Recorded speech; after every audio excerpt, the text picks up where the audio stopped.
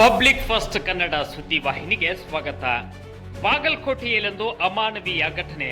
ಹೆತ್ತ ತಾಯಿಯನ್ನೇ ಕತ್ತು ಸೀಳಿದ ಪಾಪಿ ಮಗ.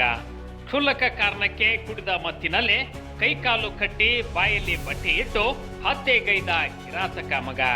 ಹೆತ್ತ ತಾಯಿಯನ್ನೇ ಕತ್ತು ಸೀಳಿದ ಮಗ ವೆಂಕಟೇಶ್.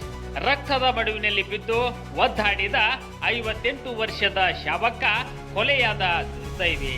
ಇದು ತೀವ್ರ ರಕ್ತಸ್ರಾವದಿಂದ ಸ್ಥಳದಲ್ಲೇ ಸಾವನ್ನಪ್ಪಿದ್ದಾಳೆ. ಬಾಗಲಕೋಟೆ ತಾಲೂಕಿನ ತುಳಸಿಗೇರಿ ಗ್ರಾಮದಲ್ಲಿ ಈ ಘಟನೆ ನಡೆದಿದೆ.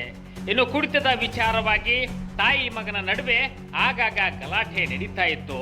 ಇನ್ನು ಹಣ ಕೊಡದ ಕಾರಣಕ್ಕೆ ತಾಯಿ ಕತ್ತು ಸೀಳಿ ಪರಾರಿಯಾದ ಭೂಪ.